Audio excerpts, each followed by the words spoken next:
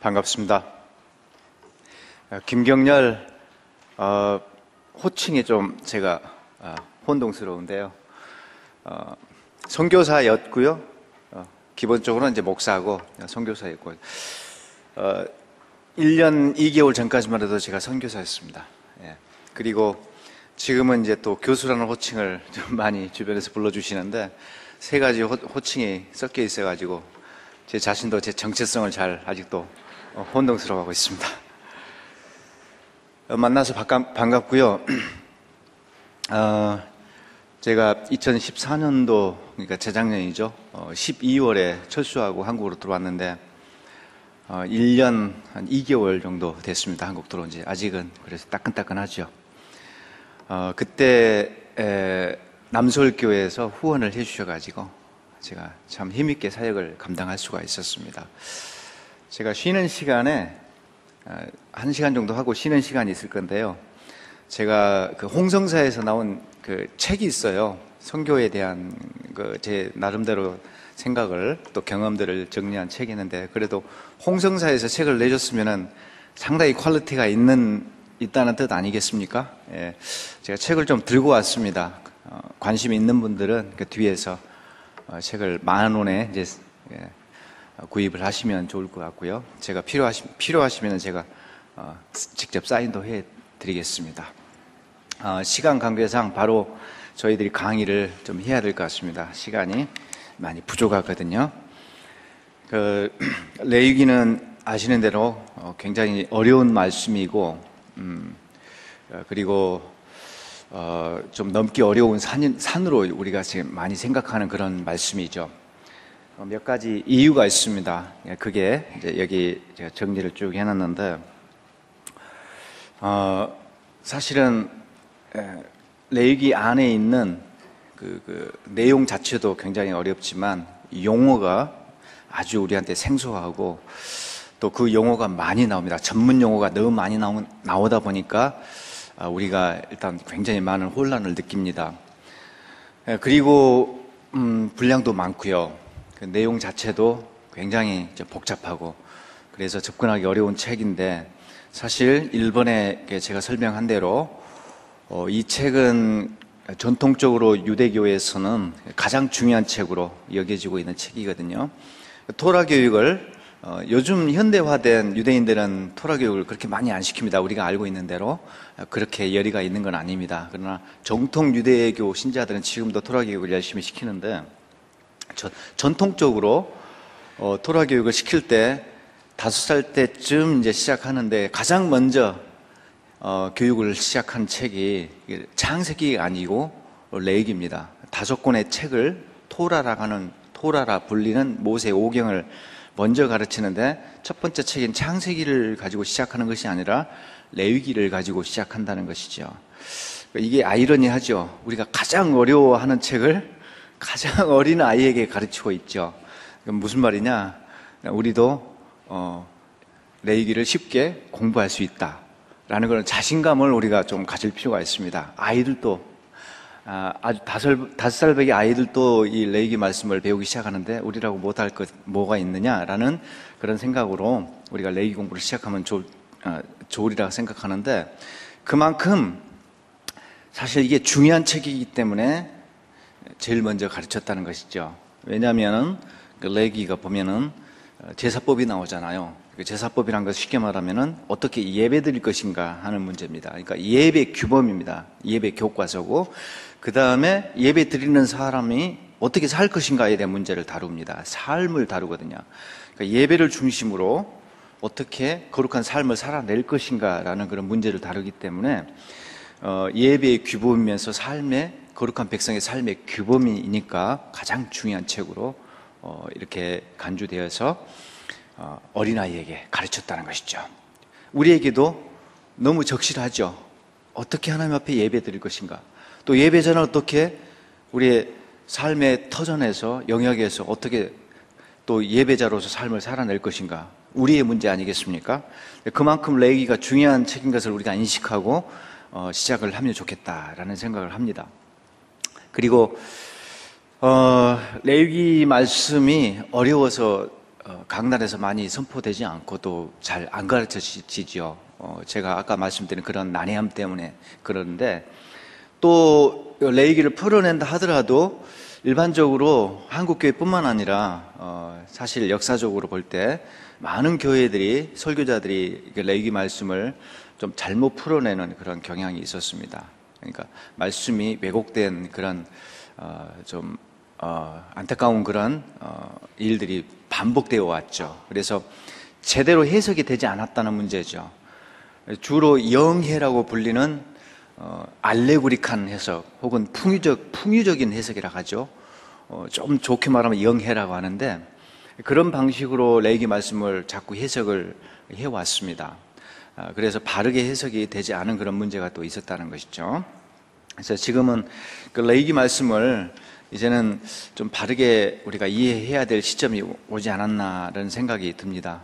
어쩌다 보니까 제가 한국에 있을 때부터 공부를 할 때 구약을 좋아했고, 또 구약을 하다 보니까 제일 어려운 걸, 그리고 제일 중요한 걸 해야 되겠다 싶으니까 모세오경을 하게 되었고, 그 중에서 가장 어려운 책을 공부를 해야 되겠다, 또 이렇게 좁혀가다 보니까 레위기를 하게 되었고, 그 중에서도 레위기에서도 가장 어려운 부분을 해야 되겠다 싶어서 또 좀 집중해서 공부를 하다 보니까, 어쩌다 보니까 제가 레위기에 있는 속죄제를 가지고 아주 오랫동안 연구를 하게 되었습니다. 그래서 이 부분은 제가 좀 일가견이 있습니다.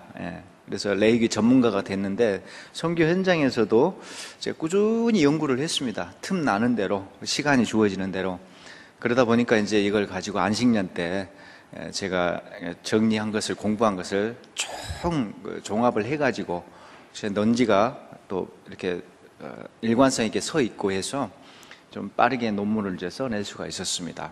좋은 평가 받았습니다. 제가 나름대로. 그러다 보니까는 이제 제가 레위기에 대해서 조금 이것저것 아는 척을 좀 하니까 저 와서 좀 풀어내라, 자꾸 여기저기서 저를 이렇게 오라고 해요. 그래서 제가 선교사를 10년 딱 하고 10년간 선교 사역을 했거든요.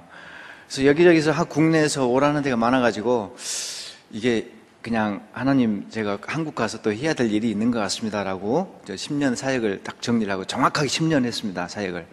그리고 정리하고 동역자들한테 선교 사역을 다 지금 넘겨주고, 제가 와서 바쁘게 전국적으로 돌아다니고 있습니다. 그래서 남서울교회에서도 불러주시니까 이렇게 왔는데, 아주 전 지역을, 전국을 제가 돌아다니고 있습니다. 이번 주도 광주 내려가서 주일 집회 부흥회를 한번, 레이기 부흥회를 하고요. 월, 화 또 이틀간 하루 종일도 세미나를 합니다. 성서 유니언 주최로. 또 경남 가서 해야 되고, 지난 2주 전에 춘천에서 또 성서 유니언에서 또 강의를 이틀 했습니다. 또 부흥회를 요청하는 데도 있고요. 그래서 한 3일 정도 부흥회를 또 합니다. 근데 레이기 말씀이 안 먹힐 것 같지만은, 여기는 보니까는 그래도 좀 파릇파릇한 분들이 많습니다. 많은데, 시골 가면요 하얗습니다. 딱 올라오면 하얗습니다. 그래서 저희 어머니보다 조금 젊으신 분들이 거기 앉아 계시는데, 레이기 말씀을, 이 어려운 말씀을 그분들도 다 이해를 하고 너무 많이 은혜를 받습니다. 그런 장면들을 제가, 그런 경험을 또 많이 하거든요.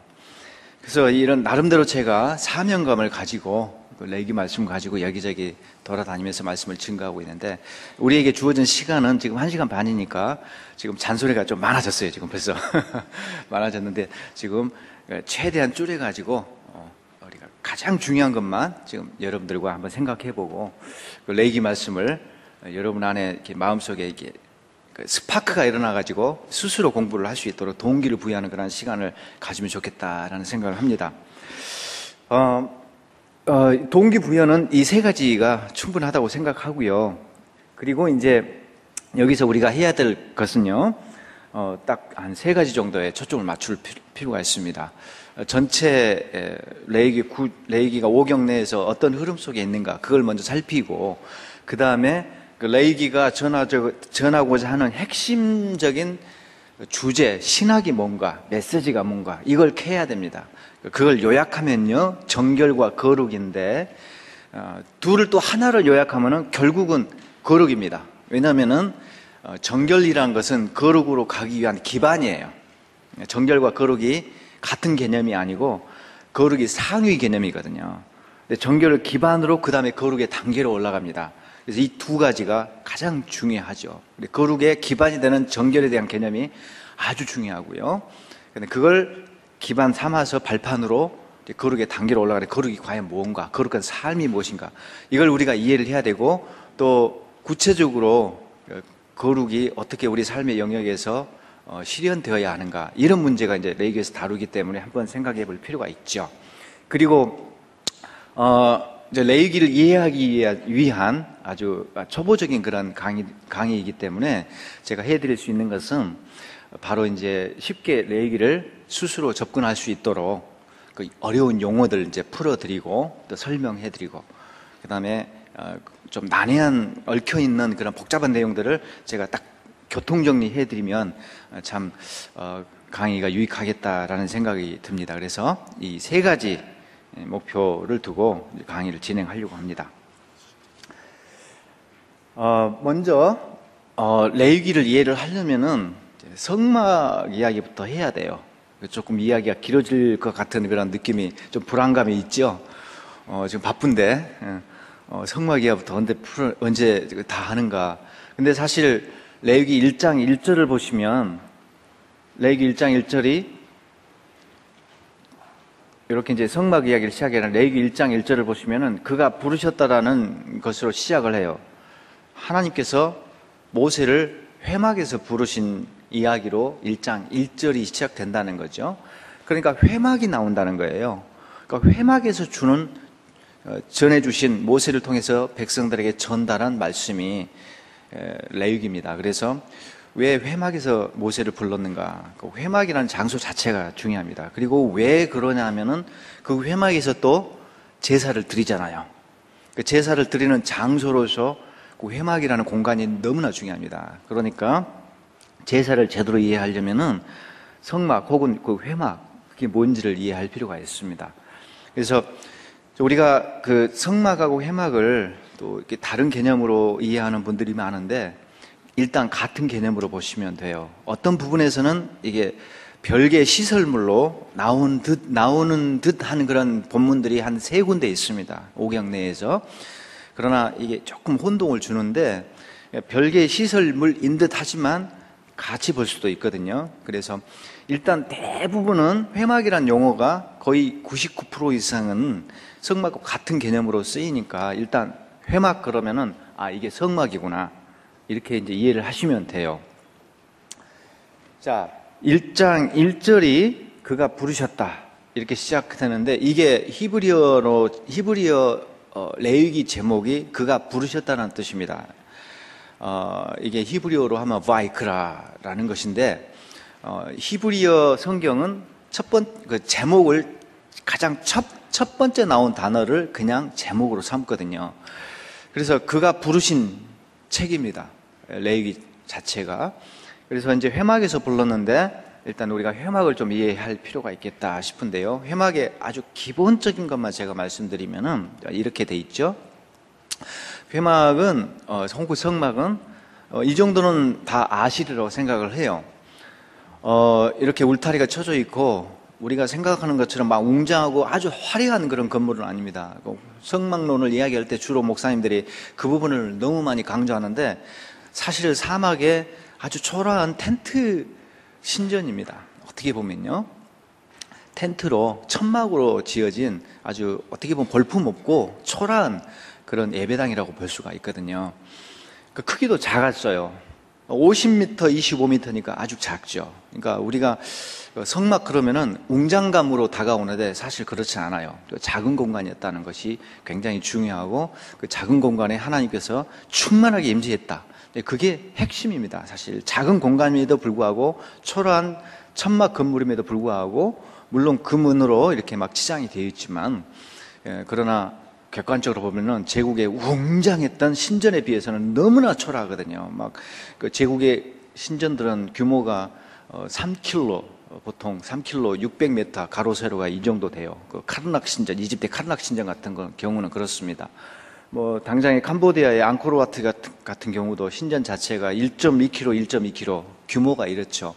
그리고 굉장히 많은 조형물, 건물, 압도적인 건물도 많고. 근데 이건 너무 거기 던져놓으면요, 싹 사라집니다. 온데간데 없어요. 흔적도 없이 비교 자체가 안 되는데, 하나님의 예배당은 이렇게 작았어요. 근데 거기에 구름 기둥과 불기둥으로 임재했다는 것이 중요하고, 충만한 영광으로 임재했다는 것이 중요하죠. 어쨌든 이 공간은 좀 작은 공간이었다라는 것을 우리가 주목할 필요가 있는데, 이게 삼중 구조로 되어 있다는 것이 아주 중요합니다. 그래서 마당, 그 다음에 본당 건물 있죠. 그 본당 건물이 이제 핵심이에요. 사실 마당을 빼면 본당은 또 너무 작아요, 사실은요. 근데 이 본당 건물이 공간이 두 개로 쪼개져 있죠. 약간 큰 내성소로 불리는 지성소 바로 들어가기 직전의 방과 더불어 제일 안쪽에 있는 작은, 하나님께서 거기 이제 내주하고 임재해 계시죠. 그 지성소라는 가장 거룩한 방이라는 뜻이죠. 가장 거룩한 장소다 해서 지성소죠.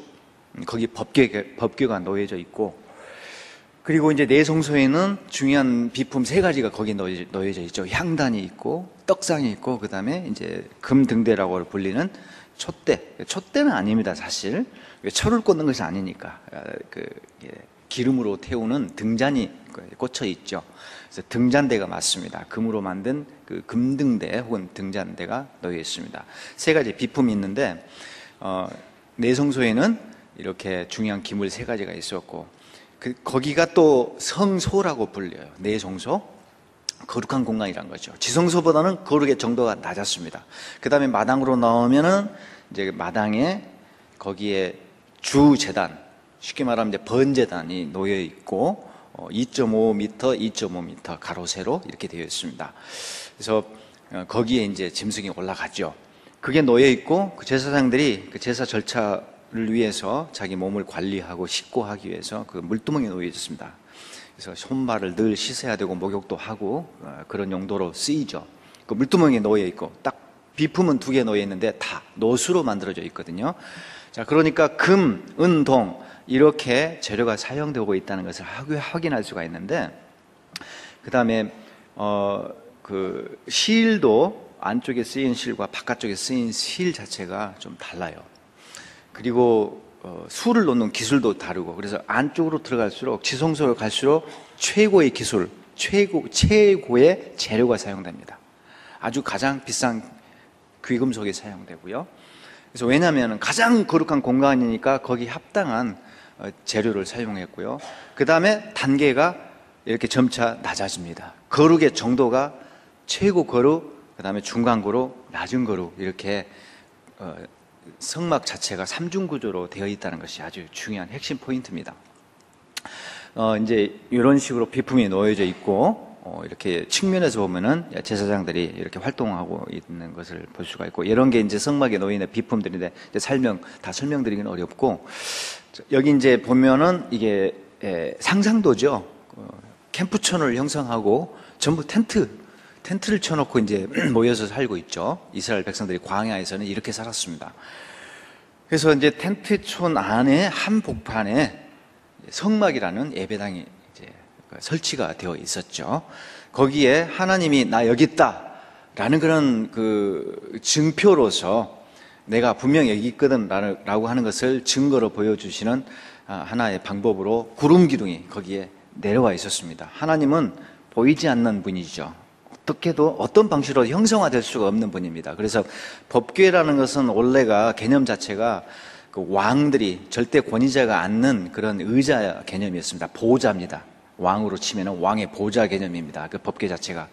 근데 법궤가 움직일 때 들고 다닐 때 사실 왕을 모시고 가마를 타고 다니는 왕을 생각하시면 돼요. 왕을 모시고 다니는 일종의 가마이기도 하고 보좌였는데 거기 왕이 앉아 계셔요. 근데 왕이신 하나님이 거기 앉아 계시는데 텅 비어 있죠.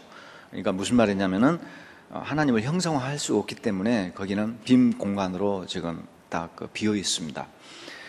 그러나 이제 하나님께서는 안 보이지만 내가 여기 있거든 라고 이제 말씀하시고 그걸 증표를 보여주시거든요. 그게 바로 그 수단이 불기둥과 이제 구름 기둥이었죠. 그래서 우리가 이런 상상도를 우리가 한번 이렇게 생각해 볼 수가 있죠. 자, 이런 상상도 생각해 볼 수가 있습니다. 보시면은 그 구름 기둥이 내려와 있는데 원래 이 구름은 원래는 어디에 있었습니까? 성막 지을 때 그때 최초로 구름이 출현하는 건 아닙니다. 그 전부터 구름이 나타납니다. 이제 성막 지어지기 전에 구름이 어디에 있었습니까? 여기 답이 있어요, 이 화면에. 성막 뒤에 뭐가 있습니까? 뒷동산이 하나 있죠. 예, 이게 이제 시내산이라고 볼 수가 있죠. 예, 시내산 정상에 빽빽한 구름이 칠흑같이 시커먼 그런 먹구름이라고 할 수 있죠. 그런 구름이 시내산 정상을 둘러치고 있었습니다. 그 먹구름 가운데 하나님이 임재하셨고, 그리고 모세를 그 구름 사이로 불러들였죠. 거기서 만났죠. 자, 구름이 거기 있었다는 것은 하나님이 거기 임재했다는 거죠. 근데 그 구름이 성막이 딱 지어지니까 이동해 온 거예요. 시내산 정상에 있는 구름이 회막의 지성소 공간으로 그 위로 옮겨온 것입니다. 자, 여기서 중요한 힌트가 나옵니다. 구름이 시내산에 있다가 회막으로 왔다. 회막이 완성되니까 그쪽으로 이동을 해왔거든요. 하나님의 임재 장소가 바뀌었죠.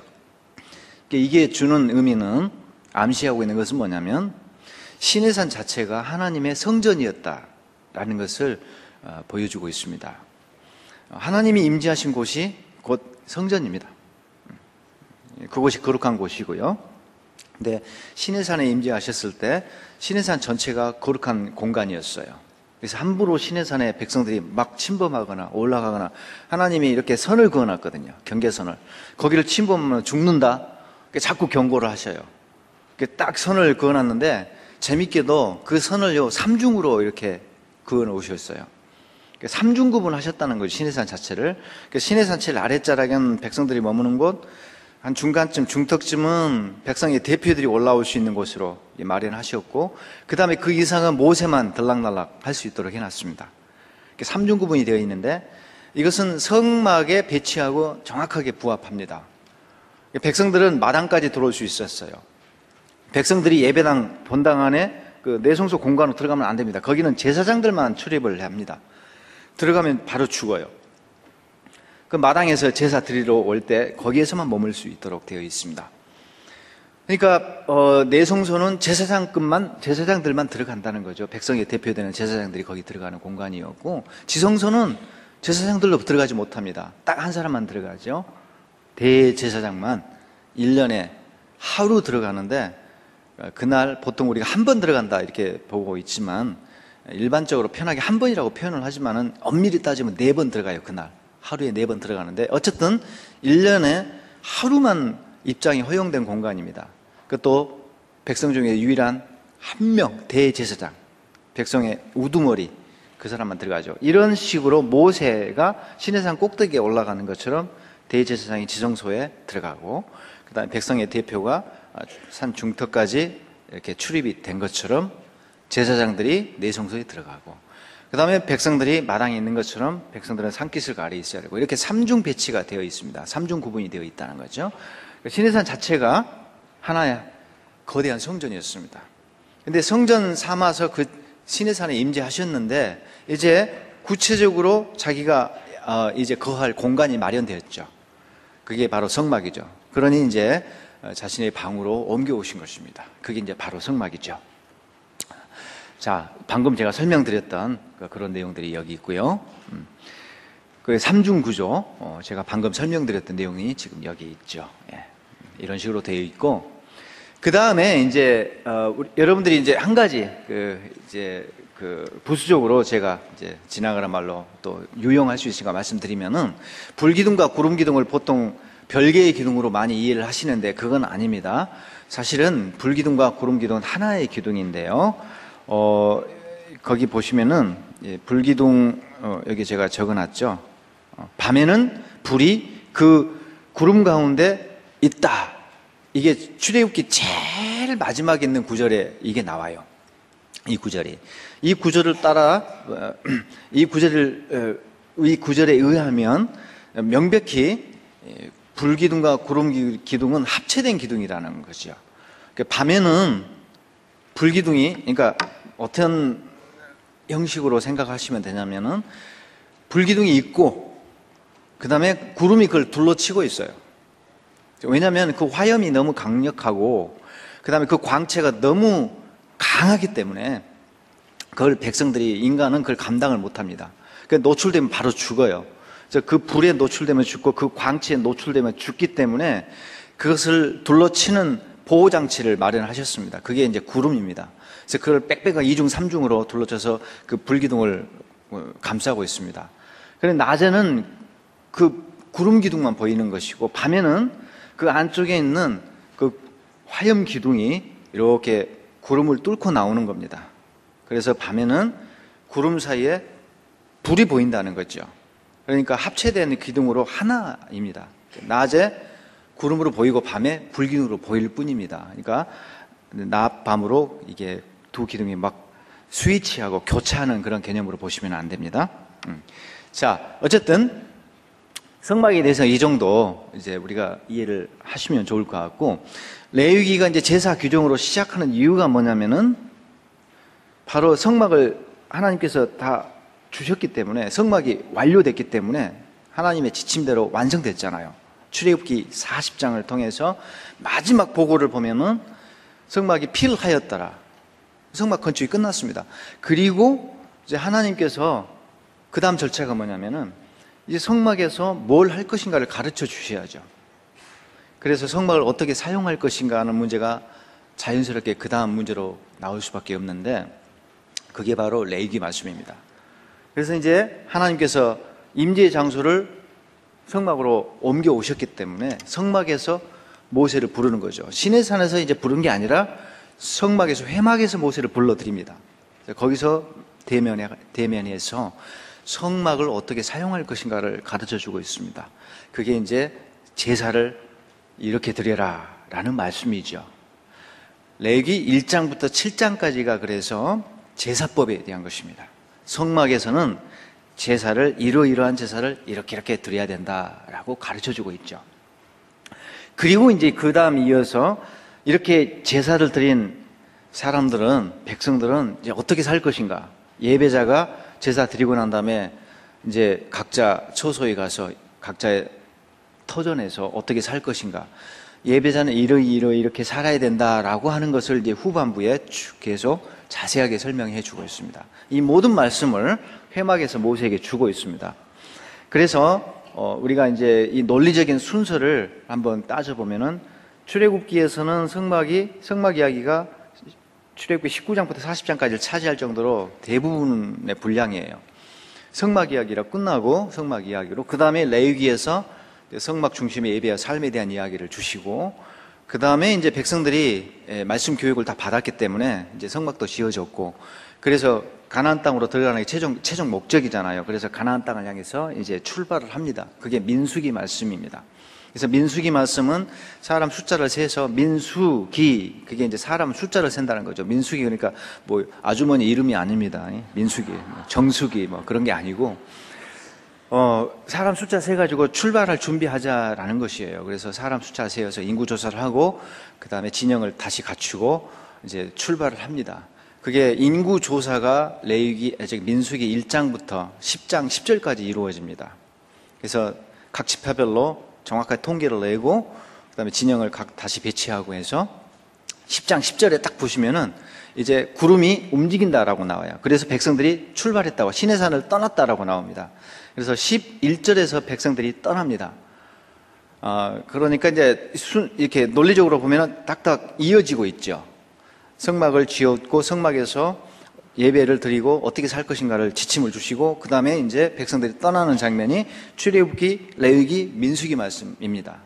크게 보면 이렇게 이어지고 있다는 거죠. 그러니까 이 세 권의 책을 따로따로 읽으시면 안 되고 연결해서 연속적으로 읽으셔야 됩니다. 그리고 이제 우리가 중요한 것은요, 레위기 말씀을 오늘날 왜 우리가 공부를 해야 되는가라는 질문을 해볼 수가 있는 건데, 사실 신약 성경에는 예배 방법이 구체적으로 나와 있지 않아요. 어떻게 예배 드릴 것인가, 그 예배자의 태도, 그 다음에 그 예배자의 준비, 그 다음에 그 암시되어 있는 예배 방법, 이런 것들이 사실 구체적으로 나와 있지 않아요. 그런 걸 배우려면은 이제 구약을 들여다봐야 됩니다. 특히 레위기 말씀을 들여다봐야 됩니다. 그래서 우리 신약의 신자들은 예배를 배우기 위해서는 제사법을 이제 공부를 안 할 수가 없습니다. 그래서 그런 점에서 레위기 말씀을 공부하는 것이 굉장히 중요하고, 그리고 구약은 많은 경우 율법이라는 형식과 틀을 가지고 본질을, 그 다음에 그 핵심을 가르쳐주고 있거든요. 그래서 우리는 본질과 정신은 갖고 있지만 그 틀이 주는 여러 가지 다양한 시청각적인 교훈이 있는데 그건 우리가 잘 모르고 있어요. 그래서 우리가 이제 레위기 말씀을 면밀하게 들여다볼 필요가 있습니다. 예수님께서는 나는 율법을 폐하러 온 것이 아니다, 이렇게 말씀하셨죠. 이렇게 말씀하셨죠. 피하러 온 것이 아니라 완전하게 하러 왔다. 이 말씀을 많이 혼동을 하시는데, 그럼 율법이 폐지된 것이 아니네 라고 착각을 할 수가 있어요. 율법을 폐하러 온 것이 아니다 말씀하셨기 때문에 율법이 폐지된 것이 아니네? 그럼 우리가 율법을 어떻게 대해야 할까, 어떻게 이해를 해야 할까라는 이제 문제가 제기가 될 수가 있어요. 여기서 혼동을 하시면 안 되는 게 본질과 형식의 문제인데요. 예수님께서 말씀하실 때는 율법의 본질이 폐하여지지 않았다라고 하는 것이지 율법의 형식 부분을 말씀하는 것은 아니라는 거죠. 그러니까 틀은 없어졌죠. 예수님이 지금 그런 의미로 폐하여진 것이 아니다라고 말씀하신 것은 아닙니다. 틀은 사라졌습니다. 제사라는 틀, 제사장이라는 틀, 그 다음에 성전, 성막이라는 이런 형식, 이거는 분명히 철폐되었습니다. 예수님은 지금 그걸 말하고자 하는 것이 아니죠. 그 틀이 담고 있는 정신과 본질이 폐하여지지 않았다, 분명히 그렇게 말씀하고 있습니다. 그래서 우리가 잠깐만요, 이 노트북을 제가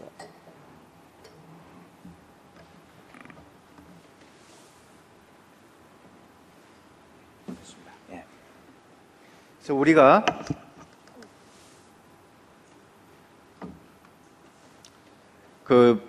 이런 형식은 구약의 일종의 이제 율법을 전달하기 위한 어떤 틀과 껍데기라고 볼 수 있는데 이건 다 벗겨졌죠. 그래서 이 그림을 보시면 좀 이해할 거예요. 구약은 형식, 틀이라는 것이 중요했습니다. 이 틀 자체가 아주 중요했어요. 이 틀이 바뀌면 안 돼요. 형식이 어긋나면 안 됩니다. 그 형식 속에 본질을 담았는데 그 틀 자체가 또 굉장히 중요한 메시지를 주고 있기 때문에 틀이 함부로 변경되면 안 되었습니다. 보시면은 그 틀 속에 본질을 담았어요. 그 본질을 하면은 이제 뭐 사랑, 은혜, 그 다음에 정신, 이런 거죠. 그리고 예수께서는 폐하러 온 것이 아니라 완성하러 왔다라고 말씀하실 때는 그 본질을 드러낸 거죠. 틀을 걷어내시고 그 본질을 드러나게 하셨죠. 온전히 드러나게 하셨다는 거, 충만하게. 그래서 그 본질이 충만하게 드러났다는 의미에서 완성되었다는 것이죠. 그래서 본질이 밖으로 나와요. 그리고 형식은 안으로 들어갑니다. 그래서 오늘날은 이제 형식이 다양해질 수가 있죠. 그 본질을 표현하는 형식은 삼각형일 수도 있고 사각형일 수도 있고 또 별표 모양일 수도 있고 이렇게 다양할 수 있습니다. 그래서 각 교파마다 예배 형식이 다르고 심지어 같은 교단 내에서도 예배 순서나 형식이 조금씩 차이가 있어요. 근데 이건 중요하지 않다는 거죠. 그 본질을 표현하는 다양한 수단일 뿐이니까. 그래서 지금은 우리가 형식 가지고 막 목숨 걸고 끝장을 보자 하는 식으로 막 싸울 필요는 없습니다. 그런 분들이 너무 많아요. 안타깝죠.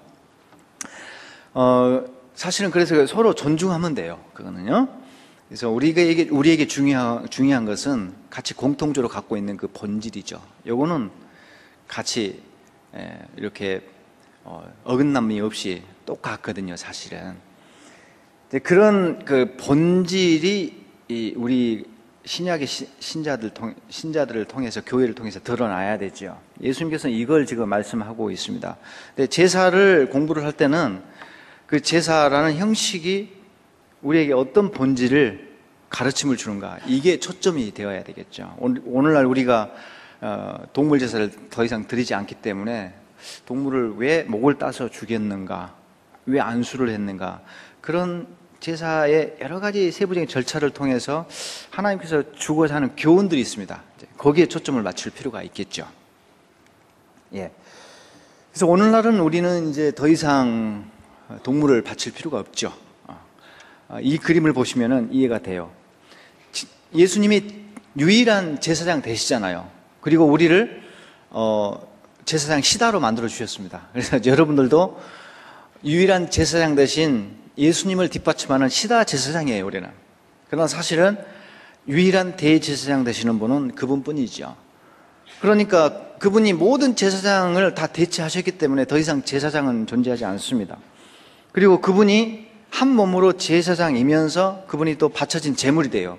신비죠, 이게. 한 몸이 제사장이면서 바쳐진 제물도 되고, 심지어는 바쳐진, 그 제물이 바쳐진 장소, 성전이 되십니다. 한 몸으로서 제사장도 되시고 제물도 되시고 성전도 되시죠. 심지어는 그 제물이 바쳐진 시간까지 되십니다. 그러니까 구약의 신자들은 예배의 4대 요소가 반드시 필요했습니다. 제사를 돕는, 바치는 그런 제사장이 필요했고, 그 제사장의 매개 중재 없이는 하나님께 갈 수가 없었어요. 그러니까 반드시 필요했고요. 그 다음에 제사를 바치는 수단, 즉 제물이 필요했습니다. 이거 없이는 하나님 앞에 나아갈 수가 없었고, 그 다음에 제사를 바치는 공간이 반드시 필요했고, 그러나 아무 데서나 드릴 수 없고 하나님께서 여기서 바쳐라, 딱 하나님이 택하신 곳이어야 됩니다. 지정하신 곳. 그게 없으면 안 됩니다. 이 공간이 반드시 필요했고, 그 다음에 제사 바친 시간, 개인이 사적인 제사 드릴 때는 어느 때가 올 수가 있었지만 하나님이 딱 정해준 절기나 예배 시간이 있었어요. 안식일, 그 다음에 7대 절기라는 많은 절기 등등 공적인 어떤 행사, 이런 것은 딱 정해져 있습니다. 그때만 예배를 드릴 수 있도록 되어 있어요. 이렇게 4대 요소 없이는 예배가 이루어질 수가 없습니다. 빠지면 안 돼요. 근데 이제 오늘날 신약의 시대를 사는 우리 신자들은 예수님께서 이 4대 요소를 자기 자신의 한 몸으로 다 성취하셨기 때문에 우리는 예수 안에서 예배드리면은 시간이 중요하지 않고 공간이 중요하지 않고 또 구체적인 재물이 중요하지 않습니다. 예수 안에서 예배드리면 돼요. 이제는 유일한 수단은 뭐냐? 예수 안에서 예배드리는 것이죠. 그래서 예배 시간을 10시에 드릴 수도 있고, 주일날 11시에 드릴 수도 있고, 12시에 드릴 수도 있고, 상관없습니다. 그리고 평일도 예수 안에서 예배 드리면 주일 못지않게 하나님께 아주 거룩한 예배가 됩니다. 하나님은 또 그 예배를 기쁘시게 또 받으셔요. 주일 예배만큼 기쁘시게 받으십니다. 예수 안에서 예배 드리는 것은 다 하나님께서 기쁘시게 받으십니다. 자, 이런 개념들을 우리가 좀 정리를 할 필요가 있습니다. 그리고 이제 제사로 이제 바로 들어가면은 조금만 더 이제 쉴게요. 자, 제사를 이제 바로 들어갑니다. 제사에서 우리가 먼저 이해를 해야 될 것은 뭐냐면, 제사의 여러 가지 용어들을 좀 정리를 할 필요가 있습니다. 이게 먼저 혼재되어 있어요. 먼저 제사 종류가 있고, 그 다음에 제사 방법을 가리키는 제사 용어가 있습니다. 이게 섞이면 안 됩니다. 제사 종류는 5대 제사라 해서 5가지가 있습니다. 그게 번제, 소제, 속제제, 속건제, 화목제 이렇게 있는데, 이 중에서 밀가루로 드리는 제사는 소제라는 곡식의 제사, 이것만 동물 제사가 아닙니다. 소제만 밀가루로 드리는 곡물 제사였고, 나머지는 전부 피가 이렇게 요구되는 짐승의 제사였다는 것이죠. 이 5대 제사입니다. 이 제사들이 각자 목적이 있습니다. 용도가 있습니다. 그 다음에 제사 방법이 있어요. 그게 이제 거제라든가 요제, 관제 혹은 전제 이런 것인데, 거제는 뭐냐면은 우리가 흔히 들어 올리다, 이렇게 이해를 하고 있죠. 그러니까 이건 어떤 제물을 드릴 때 그 제물을 이렇게 들어 올리면은 그게 거제라는 것이지, 그 자체가, 거제 자체가 제사의 또 다른 어떤 종류는 아니라는 거죠. 화목제를 드릴 때 제단 앞에서 이걸 한번 들어 올려요. 거제로 이것을 들어 올릴 것이며, 그런 뜻입니다. 그 다음에 이제 그것을 필요한 부분을 제단 위에 올려서 태웁니다. 그래서 그 동작을 말해요. 그 동작. 요제는 뭐냐? 그걸 단순하게 들어 올리지 않고 이제 흔든다는 거죠. 그 제물을 들어 올리느냐 흔드냐, 그거를 이제 말하는 것이 바로 거제, 요제, 그런 것이지 별개의 또 다른 종류의 제사는 아니라는 거죠. 이건 혼동하시면 안 되고, 사실 좀 더 전문적으로 가면은요, 이게 들어 올리는 것은 또 아니에요. 또 흔드는 것도 아니고, 이것은 이제 설명이 길어지니까 그냥 모르셔도 돼요. 그냥 우리가 관리적으로 지금까지 이해를 해온 것처럼, 거제는 들어 올리는 것, 요제는 흔드는 것, 그냥 이렇게 이해를 하셔도 됩니다. 큰 문제 없습니다. 그 다음에 전제는 뭐냐면은 붓는 것인데, 이게 예전 성경에서는, 구약에서는 전제로 번역된 게 신약에서는 관제로 번역되어 있어요. 그래서 이게 또 다른 것인가라는 혼동을 줄 수가 있는데 똑같은 겁니다. 그래서 지금 개역 개정판은 통일시켜 놨습니다. 그래서 더 이상 관제란 말은 쓰지 않고 신약도 전제로 씁니다.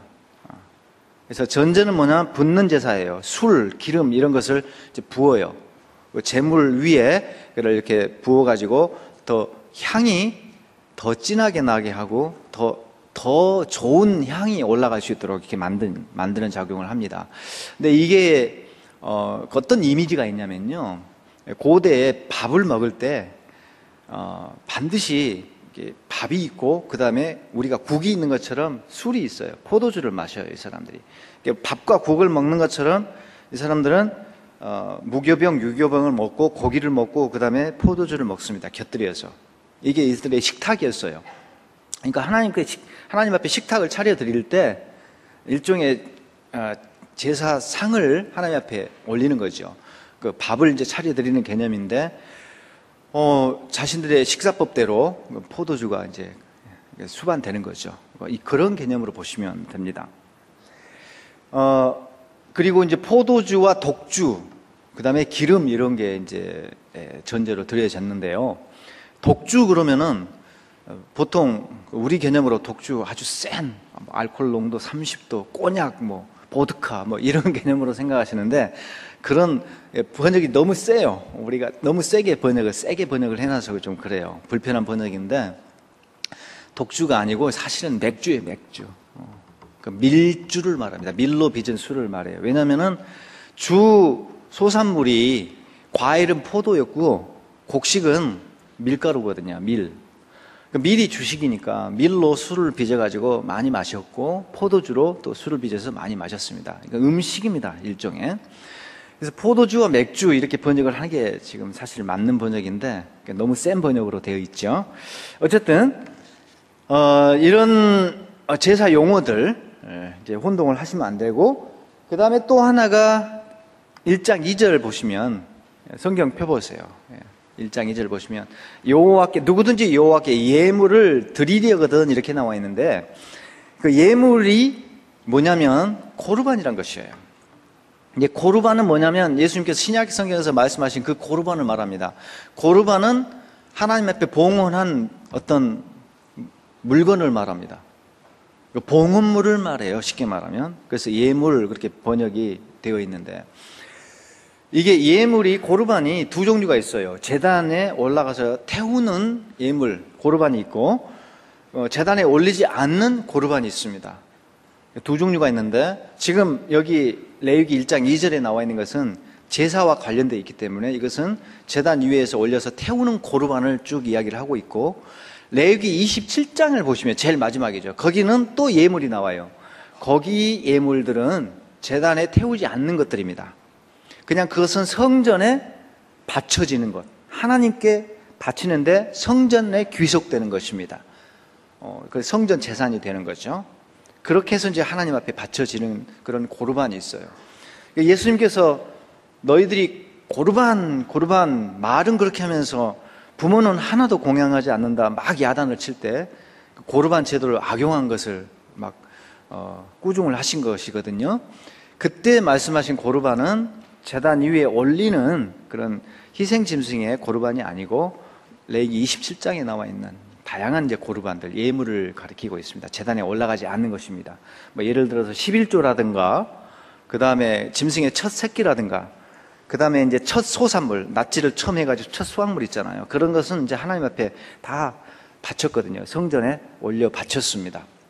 이런 것들이 다 고르반인데, 또 하나 있어요. 자기 재산의 일부를 딱 떼가지고, 이게 너무 은혜 받고 감동받아가지고 하나님 앞에 이거 드려야 되겠다.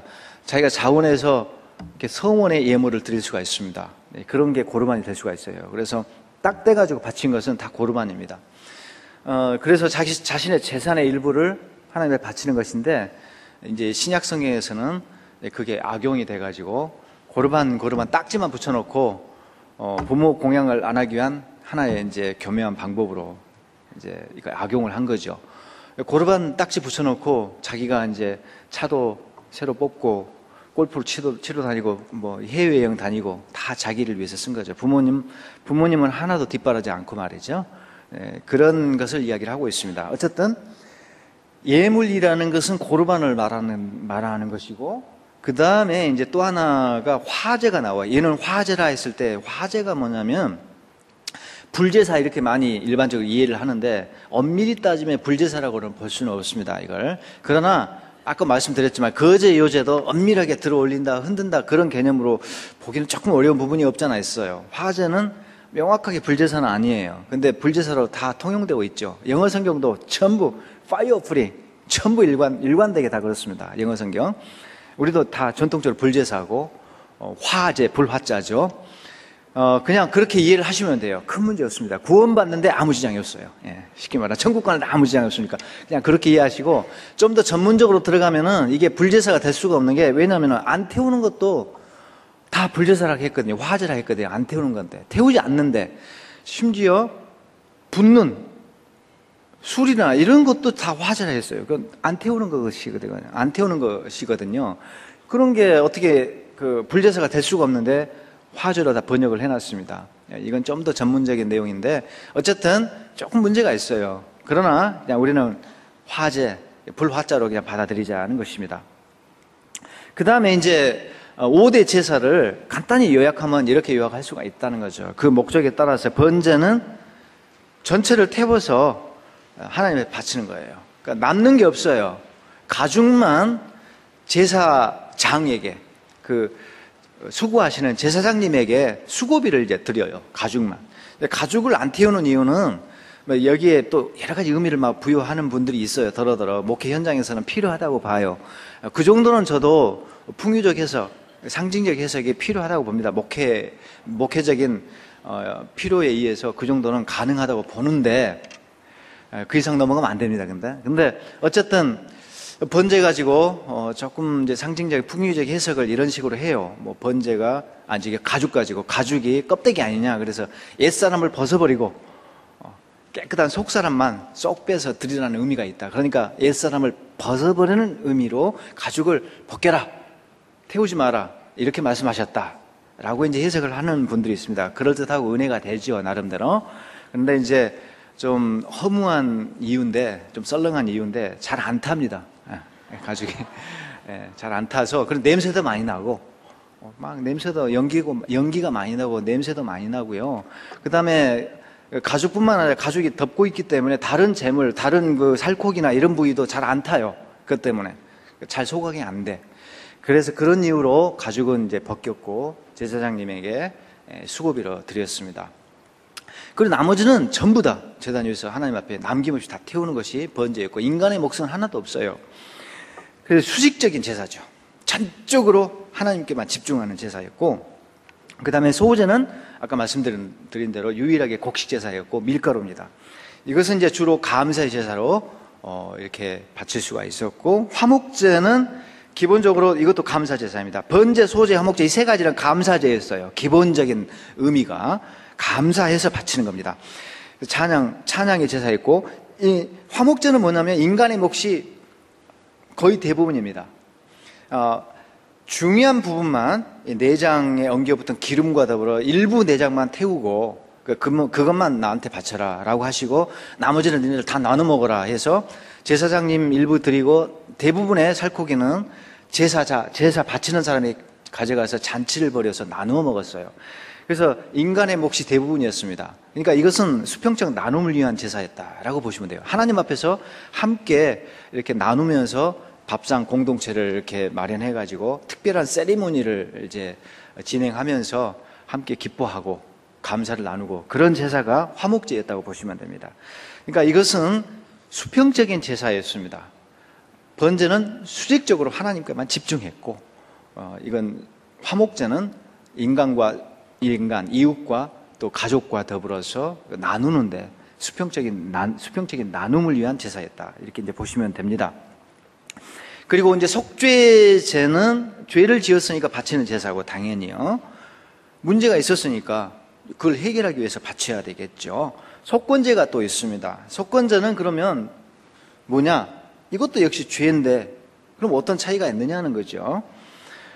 속죄제는 도덕적인 죄 문제를 처리하기 위해서 바쳤다면은 속건제는 재산상의 피해를 줬을 때 그때 물질적인 보상을 하면서 이 문제를 처리하는 것이 속건제였어요. 그래서 속건제는 5분의 1을 더해서 물어줘야 됩니다.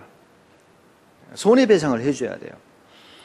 그렇게 하고 난 다음에 하나님 앞에 잘못했으니까 죄를 지었으니까 속건제 순양을 또 바쳐서 해결을 하게 되어 있습니다. 그래서 차이가 뭐냐면 속죄제는 순전하게 하나님께서 이거 하지 마라 라고 하는 금지 명령을 어긴 것, 도덕률을 어긴 것이죠. 그 문제로 인한 그 문제가 발생해서 그 문제를 해결하기 위해서 바치는 제사가 속죄제였고, 그리고 이제 재산상의 피해가 두 가지 방식으로 발생될 수가 있는데, 하나는 사람에게, 이웃에게 재산상의 피해를 입혔을 때, 제가 남에게서 꿀꺽했단 말이에요. 그게 문제가 됐어요. 그게 발각되고 자기가 또 자수를 해요. 그걸 털어놔요. 그런 경우 죄를 지었잖아요. 그 꿀꺽했으면 100만 원을 꿀꺽했으면은 120만 원을 상대방에게 갚아주고 배상을 해주고, 그 다음에 이게 하나님 앞에 죄를 지었으니까 속건제는 순양만 드립니다. 다른 것은 차등이 있어요. 소, 양, 염소, 비둘기 이렇게 차등이 있는데 이것은 딱 순양으로 고정되어 있습니다. 순양의 속건제를 드려서 하나님 앞에 죄를 용서를 받아야 됩니다. 속죄제는 그렇지 않았다는 거죠. 이런 차이가 있습니다. 그래서 속죄제하고 속건제는 둘 다 죄 전문 제사였는데 이건 쌍둥이 제사였어요. 붙어 다녀요. 거의 비슷해요. 또 그러니까 죄의 종류가 달랐을 뿐이죠. 이렇게 해서 5가지 제사가 있다는 것이고요. 그 다음에 5분 쉬어야 되겠습니다. 5분 쉬었다가 나머지 진행을 하죠. 자, 시작하겠습니다. 이렇게 해서 이제 5가지 제사가 있고요. 네, 가장 중요한 제사는 뭐냐면은 제가 논문 주제였던, 제가 아주 오랜 시간 연구를 했던 속죄제입니다, 사실은. 그래서 레위기에서 가장 난해한 문제가 바로 이 문제예요. 여기 제가 요약을 해놨습니다. 왜 이게 난해하냐 하면요. 여러분, 신약에서는 예수님의 피가 흘려짐으로써, 그분이 피를 흘림으로써 그분이 내가 받아야 될 벌을 대신 받아서 그분이 죽으셨다. 피를 그분이 대신 흘리셨다. 그 배상의 피죠. 근데 그 피가 흘리시면서 우리 죄인에게 뿌려진다고 해요. 그 피가 우리에게 뿌려집니다. 그 뿌려져서 그 죄가, 우리의 죄가 이렇게 씻겨 내려가요. 그러니까 예수님의 피는 배상의 피이면서 또 정결케 씻는 피라는 거죠. 그 피가 우리에게 뿌려집니다. 신자에게, 여러분에게 뿌려집니다. 이게 신약의 일관된 메시지라는 거죠. 근데 구약을 딱 가면요, 이게 이게 지금 어긋나요, 이게. 왜냐하면은 제사법을 다 들여다보시면은 일관되게 구약에서는 짐승을 가지고 오잖아요. 그러면 먹을 딱을 피를 낸 다음에 그 제사자한테 뿌리는 법이 없어요. 일관되게 제단에 뿌립니다. 성소에 뿌린다는 거죠. 그 제사장한테 뿌려야 될 것 같은데 피를 뿌려가지고 신약에서처럼 그의 죄를 딱 피로 이렇게 닦아내야 될 것 같은데 그렇게 하지 않습니다. 그러니까 신약에서는 그리스도의 피가 신자에게 뿌려진다고 말하지만 구약에서는 그 피가 일관되게 한 번도 이 사람한테 뿌려지지 않고 다 제단에 뿌린단 말이죠. 뿌리는 방법은 몇 가지가 있지만요. 이런 문제를 어떻게 해결할 것인가. 아주 이게 중대한 문제입니다. 심각한 문제입니다. 이게. 이 문제를 제가 다룬 논문이 저의 박사학위 논문이었고 나름대로 제가 해법을 제공을 했습니다. 이거는 뭐 여기서 설명을 할 수가 없죠. 이건 한 이틀 정도 설명을 해야 될 문제입니다. 자, 우리는 바쁘니까 이런 난해한 문제가 있구나라고 하는 정도만 좀 알고 계시고 성경을 읽어 나가실 때 그렇구나. 제단에만 뿌리네. 라는 것만 인식하고 있으면 돼요. 왜 그런데 제단에 뿌렸을까? 아주 정말 신령한 뜻이 있어요. 아주 깊은 뜻이 있단 말이죠. 그것은 이제 제가 이번 성서윤회원에서 순서가 지금 4월부터 레위기거든요. 매일 성경이. 그래서 아마 이 행사를 하고 있는 것 같은데 거기에 그 순서에 맞추어서 일반 독자들은 매일 성경만 이렇게 매일 큐티를 하도록 되어 있는데 말씀 전문 사역자들을 위해서는 묵성과 설교라는 잡지가 또 별도로 나옵니다. 똑같은 본문에 똑같은 순서에 따라서 그 레위기를 제가 1부터 16장이 4월달 분량인데 그걸 작업을 제가 다 했어요. 그 묵상과 설교 지금 시정에 나와 있습니다. 거기에 제가 전부 이 문제를 다 설명을 해놨습니다. 무슨 말이냐? 책을 사라는 이야기죠. 그 보시면은 너무 큰 도움을 받을 거예요. 평신도들도 다 이해할 수 있을 정도로 쉽게 내가 다 풀이를 해놨어요. 그래서 1장부터 16장까지는 탄탄하게 제가 주의를 해놨습니다. 필요하시면은 그 책을 읽어보시면 되고, 제 레위기 연구물이 레위기를 충분하게 설명한 책이 그런 내용들을 이번 묵상과 설교에 있는 내용들을 많이 거기에 담고 거기에 담주마다 더 많은 한 거의 70% 이상은 새로운 내용을 또 담아서 단행본이 또 나옵니다. 새물결 플러스라는 출판사에서 한 5월달경에 또 나와요. 제 책이 한 600페이지 정도 되는 두꺼운 책입니다. 벌써 안 사겠다는 표정들이죠. 딱 보니까 두꺼운 책이 나옵니다. 목사님들은 꼭 사서 보셔야 됩니다. 화정보 목사님 제가 선물해 드리겠습니다. 그 책을 보시면은 이런 문제들이 명쾌하게 설명이 이제 나옵니다. 학자들이 이 문제를 가지고 어떻게 싸워왔는가 거의 설명이 되어 있고 말이죠. 너무나 흥미진진하고 중요한 문제입니다. 자, 우리는 그것까지 다룰 수가 없으니까 지금 레위기 구조와 신학을 바로 들어가세요. 일단 구조는 이렇게 보시면 돼요. 여기 보시면 알겠지만은 중간에 레위기 16장, 17장이 들어가 있습니다. 이게 레위기 중심이라고 보시면 되고 이것을 중심으로 대칭으로 구성이 되어 있다는 것을 볼 수가 있어요. 딱 한 10초 안에, 5초 안에 딱 훑어서 한번 보십시오. 이렇게 대칭 구조로 되어 있습니다. 이걸 다 설명하기는 또 어려워요. 뭐냐면은 결국은 어떤 주제를 중심으로 이렇게 대칭 구조가 되어 있냐면요. 결국 거룩이라는 주제. 거기에 응축되어 있어요. 이 구조 자체가 거룩이라는 주제를 아주 응축적으로 표현을 해주고 있습니다. 16, 17장이 뭐냐면요.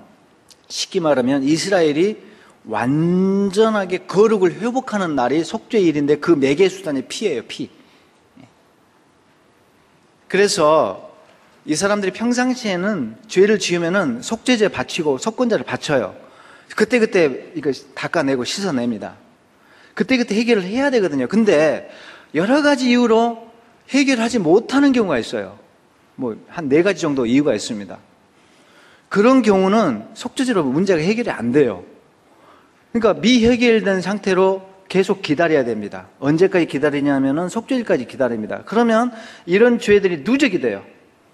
차곡차곡 쌓인단 말이죠. 그것을 한꺼번에 대청소를 하는 날이 바로 속죄일이에요. 그러니까 평상시에 이런저런 청소를 해요. 여러분들 집안 청소할 때 이렇게 청소기로 밀고 또 방도 쓸고 닦아내기도 눈에 보이는 더러운 것은 그때그때 제거하잖아요. 그런데 대청소는 날잡아서 하잖아요. 막 침대 밑에 막 바퀴벌레 시체, 누룽지 조각 막 튀어가지고 저 안에 들어가 있고 말이죠. 온갖 무슨 오물덩어리들 뭐 이런 것들은 막 드러내가지고 다 빡빡 문지르고 막 그렇게 막 광나게 청소하는 날은 날 잡아서 하죠. 하루 딱 날 잡아서 하잖아요. 구석구석 청소하는 날은.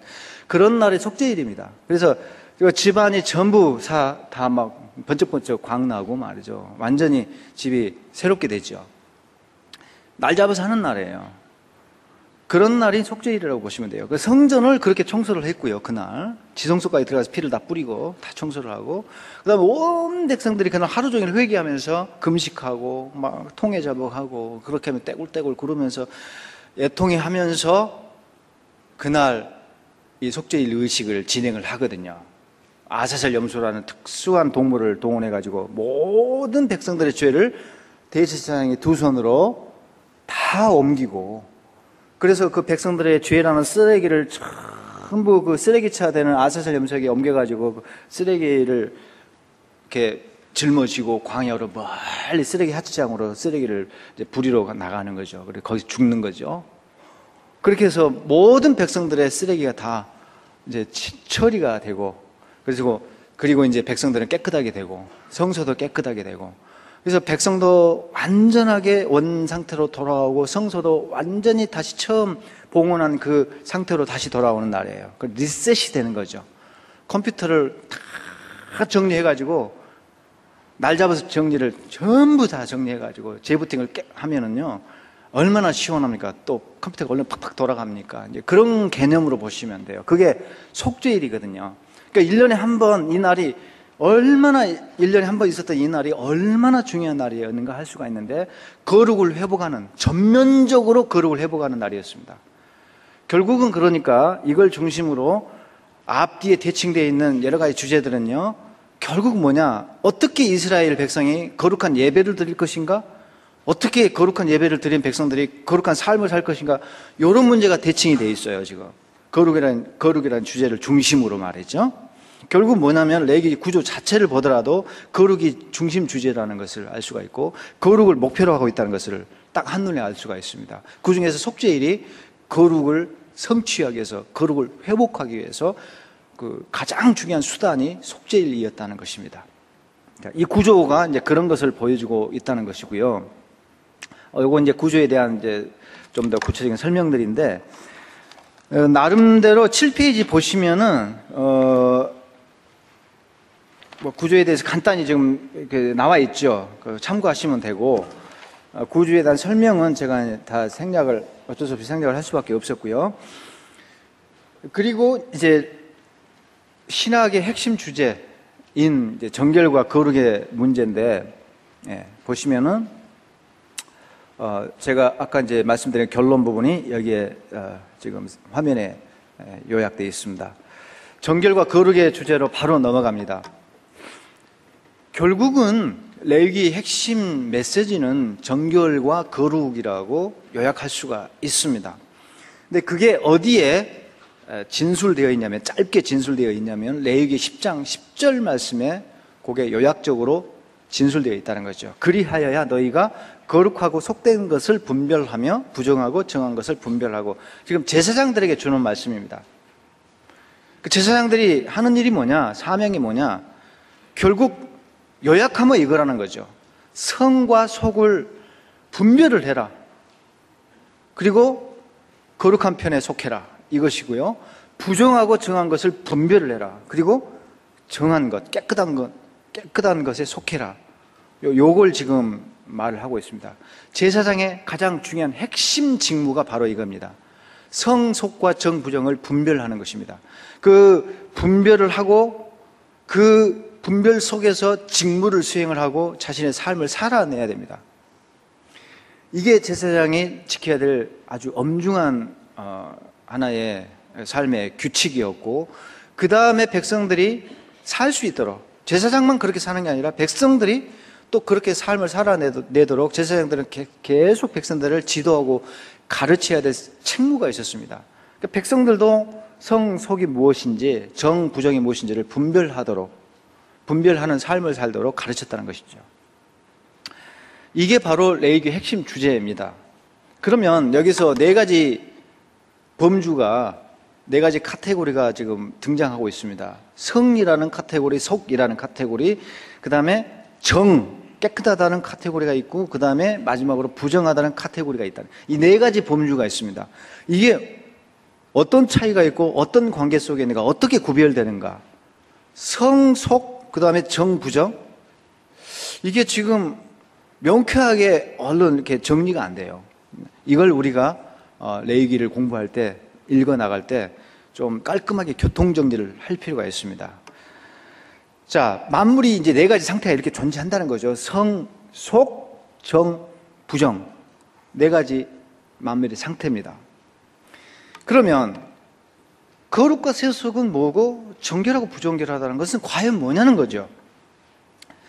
이렇게 일단 크게 나누면 됩니다. 먼저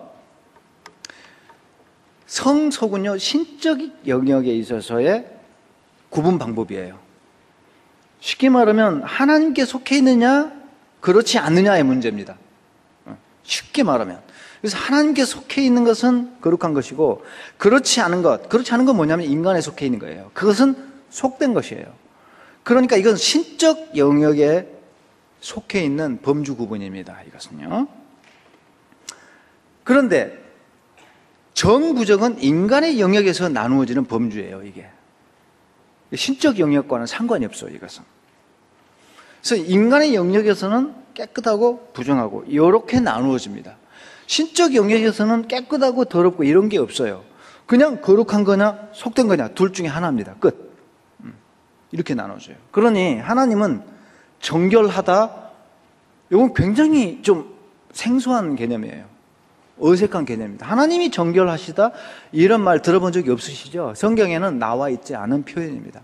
하나님은 언제나 거룩하시다고 하시지 하나님이 깨끗하시다, 정결하다 이런 개념 자체가 성경에 나타나지 않아요. 그것은 우리 인간에게 붙이는 수식어입니다. 사실은요. 일단 이렇게 구분이 되고, 그 다음에 조금 더 이렇게 구분하면 더 이해가 쉬워요. 모든 만물은 하나님께서 창조하셨죠. 신적 영역이죠. 근데 모든 만물은 하나님이 통치하에 있는 것이지만, 그래서 신적 영역이 아닌 것이 없지만은 그 중에서도 하나님께서 인간에게 하나님이 어떤 분인가, 거룩이 무엇인가를 교훈하기 위해서 딱 선을 그으셨어요. 그런데 여기는 진짜 내 영역이다 하고 신적 영역으로 딱 구분해 놓으시고, 거룩한 것 이렇게 해놓고 이거는 속된 것 딱 나누셨다는 거죠. 그래서 만물은 거룩한 것이냐 속된 것이냐 이렇게 두 개로 나뉘어요. 일단 크게. 그 다음에 속된 것이 뭐냐면 인간의 영역이란 말이죠. 그러니까 속 그러면은 우리가 좀 부정적인 개념이고 더럽다 이런 개념들인데, 그렇지 않고 이건 중립적인 개념입니다. 그냥 인간적인 것, 일상적인 것을 말해요. 그게 속이에요. 그러니까 이게 이 자체는 뭐 더럽다, 뭐 오염됐다 이런 개념은 없어요. 일단 이 개념 자체가 말이죠. 그냥 일상의 상태고 인간에 속해 있는 겁니다. 그게 이제 바로 정결하냐 부정결하냐 이렇게 두 범주로 나뉜다는 것이죠. 자, 이런 혼동부터 좀 깔끔하게 정리할 필요가 있습니다. 근데 그러면 거룩이란 게 뭐냐는 거죠. 거룩이 도대체 뭐냐? 거룩은 이것도 설명이 복잡하고 좀 정황할 필요가 있는데, 여기서는 뭐 다 설명을 못하고 딱 깔끔하게 간단하게만 말씀드리면은 성경적인 거룩의 개념은 딱 두 가지로 요약됩니다. 하나는 분리성이에요. 떨어져 있는 겁니다. 교회가 거룩하다, 여러분이 거룩하다 할 때 이게 무슨 말이냐? 다르다는 거죠. 세상은 저쪽에 있지만 우리는 이쪽에 있다는 거죠. 이게 거룩의 개념이에요. 분리성입니다. 떨어져 있다는 거죠. 그 다음에 또 하나 개념은 뭐냐면 그냥 떨어져 있는 게 아니에요. 떨어져 있는 것만으로 뭐 거룩이 이렇게 보장되고 그러냐? 그런 건 아니라는 거죠. 떨어져 있는 상태 이 자체로 자동적으로 뭐 거룩이 끝나는 게 아니라 떨어져 있으면서 완전한 상태로 있어야 돼요. 흠 없고 점도 없고 흠도 없는 상태로 있어야 된다는 거죠. 그러니까 분리성과 더불어 완전성, 이 두 가지 개념이 바로 거룩의 개념입니다. 분리성과 완전성. 그래서 완전하다는 건 뭐냐? 흠이 없다는 거죠. 뭐 먼지가 묻어 있거나 때가 묻어 있거나 어디가 뭐 뭐가 어긋나 있거나 찌그러져 있거나 이런 게 아니고 기스가 났거나 그런 게 아니고 완전한다. 완전체라는 겁니다. 이게 거룩의 개념이에요. 떨어져 있는 상태에서 완전체로 있는 거. 이게 거룩의 개념인데 여기에 해당되는 분은 한 분밖에 없어요. 사실은. 하나님밖에 없습니다. 하나님만이 그런 분이죠. 저만큼 계시면서 완전하게 있는 분은 하나님밖에 없죠. 하나님만이 홀로 거룩하시죠. 그리고 모든 피조물은 다 찌그러져 있고 깨져 있고 막 더럽혀져 있고 다 그렇죠. 여기저기 하자가 있잖아요. 우리가 그렇잖아요. 이게 피조물이죠. 근데 하나님이 그럼에도 불구하고 여기저기 깨져 있는 상처투성인 저희를 불러다가 거룩하다고 말씀하시고 거룩으로 옷 입혀주셨어요. 그러니까 거룩의 옷을 입었지만 여전히 우리는 여기저기 금가했습니다. 그 상태에서 하나님 우리를 거룩하다 이렇게 불러주셔요. 얼마나 이제 감사합니까? 그러니까 피조물, 유한자의 거룩은 한계가 있는 거룩인데 무한자이신 절대자의 거룩은 그야말로 완전체로서 완전한 거룩이죠. 하나님이 거룩하시다 할 때는요, 저만큼 있으면서 정결이란 말을 굳이 붙인다면 이렇게 표현할 수 있어요. 절대적 정결 속에 있다. 정결이란 말을 굳이 붙인다면 그렇게 표현할 수가 있다는 거죠. 그 절대적 정결이라는 말이 그냥 거룩이라는 뜻이에요. 우리는 절대적 정결이 아니에요. 절대적 정결의 존재가 될 수가 없어요, 우리는. 그러니까 우리는 그냥 정결하다 하는데 그 정결이라는 말은 사람에게만 붙일 수 있는 거예요. 하나님한테 붙일 수 있는 게 아닙니다. 자, 이렇게 나누어져 있다는 것이고, 여러분 여기서 우리가 얻을 수 있는 교훈은 하나님만이 홀로 그분만이 거룩하시기 때문에 피조물은 그 누구도 그 어느 것도 거룩할 수가 없기 때문에 그분이 거룩을 입혀 주셔야지만이 거룩해집니다. 그분이 거룩하게 만들어야지 그것이 거룩해집니다. 신의 산이 거룩하게 된 것이지 신의 산 자체가 내재적으로 원래부터 거룩한 것이 아니에요. 가시떨기에 이렇게 임재하시니까 그 가시떨기 주변이 다 거룩한 신성한 공간이 되어가지고 모세가 거기 갈 때 신발 벗어라 이렇게 하나님께서 명령하신 것이고, 그렇죠. 그분이 오셔가지고 우리를 만져주시고 이렇게 접촉하시고 그분이 거룩을 발산시켜 주셔서 그 거룩을 우리가 그 거룩의 영향을 받고 그 거룩을 입을 때 그때 우리가 거룩에 감염이 돼가지고 말이죠. 거룩해지는 것이죠. 우리가 거룩을 만들어내는 존재는 아니라는 거죠. 우리가 거룩에 이르기 위해서 노력하면 어느 단계에 어느 순간에 거룩의 단계로 올라가는 그런 존재는 아니라는 거죠. 우리는 거룩의 능력 자체가 없고 내재적으로 거룩할 수가 없고, 그게 바로 기독교는 자력 종교가 아니라는 것입니다. 바로 거기에서 우리 기독교의 복음의 핵심을 다시 한번 생각해 볼 수가 있습니다. 찾아오셔서 그분이 우리를 거룩하게 만들어 주시니까 내가 거룩한 존재가 되는 거지, 수행을 해서 오랜 명상을 통해서 훈련을 해가지고 해탈의 경지에 올라가면 내가 거룩한 존재로 승격되고 이런 개념은 성경에 없다는 거죠. 그러니까 이건 은혜 종교입니다. 우리 기독교는 수행을 통해서 자력, 노력, 훈련을 통해서 그걸 쟁취하는 종교는 아니라는 거죠. 이런 거룩의 개념을 통해서 우리 기독교의 복음이 무엇인지를 다시 한번 재조명해 볼 수가 있습니다. 그래서 하나님은 여러분들을 이런 모양 저런 모양으로 참 다양한 방식으로 여러분을 만나 주셔가지고 여러분을 지금 이 자리에 오게 하셨습니다. 여러분이 예수 믿게 하셨어요. 할렐루야. 이게 신비예요. 어쩌자고 제가 예수 믿는 어머니 뱃속에서 태어나가지고 그냥 자동적으로 교회를 다니게 됐어요. 나는 몰라요, 이유를.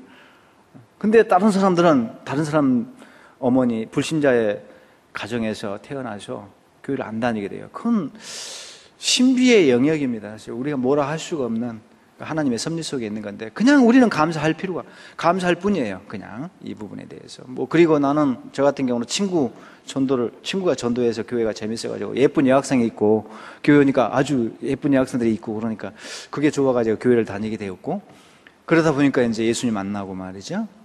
다양한 방식으로 예수를 믿게 되는데, 이런 모양 저런 모양으로 하나님의 섭리 속에서 여러분을 부르셔가지고 거룩하게 만들어 주셔서요, 거룩에 감염시켜 주시고 거룩을 입혀 주시고, 그렇게 해서 내가 예수 믿게 되었고 내가 하나님의 백성이 되었어요. 내가 이제 거룩한 존재가 되었단 말이죠. 이거 얼마나 큰 은혜입니까? 자, 하나님만이 홀로 거룩하시다는 거죠. 그리고 우리는 거룩을 입는 존재일 뿐이라는 것입니다. 자, 아까 말씀드린 대로 이렇게 속된 것, 이것은 중립적인 상태고, 인간 세상에 속해 있다는 것이죠. 그러니까 이 자체가 더럽다, 나쁘다, 이런 가치 판단이 이렇게 있을 수가 없어요. 그러니까 속된 것은 그냥 인간의 영역이라는 뜻입니다. 물론 의미론적인 확장을 통해서 성경에서 남편을 속되게 한다, 확장적인 의미로 부정적인 뉘앙스로 간혹 쓰이긴 합니다. 그러나 성경에서 일괄적으로 속되다 할 때는요, 인간 영역에 속해 있다는 것이지 그 자체를 가지고 어떤 그 이상의 가치 판단을 내리거나 그러진 않습니다. 근데 그 속된 상태가 두 가지가 있다는 거죠. 정결한 거냐, 부정한 거냐, 이렇게 있다는 것입니다. 자, 이거 보시면은 이게 속, 인간의 만물의 상태가 정체되어 있는 상태가 아니라는 거죠. 정적인 상태로 그냥 머물러 있는 상태가 아니라 이게 자꾸 움직여요. 역동적으로. 이게 재밌습니다. 그래서 이 그림을 잘 보시면은 성이 제일 위에 상위 카테고리로 있고, 성 속은 일상의 정상적인 상태로 있고, 그 다음에 부정이 하위 카테고리로 지금 나눠져 있죠. 지금 이제 이런 도식을 통해서 설명이 가능한데, 일상의 것들이 그냥 그 노멀한 상태에 있는, 정상적인 상태에 있는 것들이 말이죠, 성화라는 sanctification이라고 하죠. 성화라는 절차를 밟으면 그것이 거룩의 단계로 성격대 올라갑니다. 제사장을 위임하잖아요. 그냥 제사장은 그냥 제사장 가문의 집안의 사람일 뿐이에요. 우리랑 똑같아. 그렇죠? 혈통만 그럴 뿐이지. 제사장으로 임명되지 않는 상태에서는요, 우리랑 똑같은 사람일 뿐입니다. 더 거룩하거나 그런 건 없어요. 근데 제사장으로 위임된 순간 완전히 종신 제사장으로 승격되면서 이 사람은 한 단계 올라가요. 거룩한 제사장이 되는 거죠. 나시린 같은 경우는 종신직이 아니었죠. 임시직이었어요. 일시직이었어요. 그 서원의 기간만 거룩해요. 그래서 나시린 서원을 하면은 나시린 서원을 절차를 통해서 이렇게 이제 속죄제 드리고 이렇게 서원의 절차가 있어요. 그 서원을 시작하면요, 그 절차를 통해서 딱 들어가잖아요. 그럼 나시린 서원 기간이 있습니다. 그러면 승격대에서 그 기간 동안 거룩해집니다. 그러면 그 사람이 다시 일상으로 돌아오는 속화 단계, 그 속화 단계를 거쳐서 나시린의 서원 기간을 종결합니다. 그러면 다시 일상으로 돌아와요. 그러면 거룩한 단계에서 아래 단계로 내려오죠. 사이클이 이렇게 되어 있습니다. 사이클이. 그 다음에 이 속된 것이 오염이 되잖아요. 그러면 부정한 상태가 돼요. 그 아래로 내려가요. 그러면 빨리 그 문제를 해결해야 됩니다. 즉각적으로. 그래서 그걸 정결 절차를 통해서 이걸 닦아내고 다시 회복시키는 어떤 여러 가지 다양한 방식의 그 절차가 있습니다. 그 절차를 통해서 다시 원래 상태로 돌아와야 됩니다. 이게 정화 단계라고 해요. 정화 절차라고 해요. 그래서 정화 과정을 통해서 다시 일상으로 돌아와야 돼요. 요게 이제 성경에 자세하게 설명이 되어 있다는 거예요. 레위기 법에. 어떤 것이 부정한 것인가를 설명해 주고, 그걸 그 규정하고 난 다음에 이런 것이 부정하다고 말씀해 주고 난 다음에 이게 다양해요. 그 다음에 그것을 어떻게 다시 정결한 상태로 회복시킬 것인가 하는 그런 방법을 주셔요. 이게 그 부정결의 범주에 따라서, 종류에 따라서 다 정화 단계가 달라요. 너무나 복잡합니다, 이게. 이렇게 이제 사이클이 형성되어 있다는 것이고요. 요것은 이제 그거를 이렇게 좀 다른 측면으로 이제 만들어 본 건데, 똑같은 그림이에요. 둘 다 똑같은 그림입니다. 그 다음에 이제 거룩하고 부정결한 것이 스펙트럼이 있다는 거죠. 요게 이제 등급이 있다는 거죠. 일단 속된 것은 등급이 없어요. 뭐가 더 속하고 덜 속하고 이런 건 없어요. 그 다음에 정결한 것도 더 정결하고 덜 정결, 이런 개념이 없습니다. 이거는 그냥 일상의 정상적인 상태예요. 속되면서 정결한 것, 이게 정상적인 상태예요. 양이 한 마리 있잖아요. 그러면 그 양은 속된 영향이 있으면서 깨끗해요. 그걸 먹을 수 있어요. 양 한 마리를. 근데 이것이 제단에 올라가는 제물이 되면은 승격이 되죠. 거룩한 짐승으로 바뀌어요. 그러니까 일상의 상태는 어떤 등급이 없어요. 그런데 거룩은 등급이 있고, 그 다음에 부정한 것도 등급이 있어요. 덜 부정한 것, 더 부정한 것이 있고, 덜 거룩한 것이 있고, 더 거룩한 것이 있습니다. 이렇게 해서 거룩한 것과 부정결은 등급이 나뉘어져 있다는 것인데, 요건 이제 다 설명을 이렇게 3등급으로 이제 나눌 수가 있는데, 이건 이제 다 뺄 수밖에 없고, 이 그림을 이제 보십시오. 이런 그림을 보시면, 요 도표로 내가 만들어 놨어요. 이 그림 보시면은 3단계로, 각각 3단계로 등급이 나눠져 있습니다. 거룩이라는 하나의 속성도 등급이 3등급화 되어 있고, 부정결도 3등급화 되어 있다는 것이죠.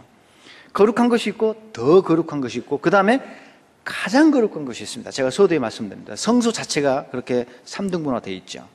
근데 부정한 상태도 그래요. 부정한 상태도 그냥 단순하게 부정한 것이 있는가 하면 더 부정한 것이 있고 아주 심각한 부정한 것이 있어요.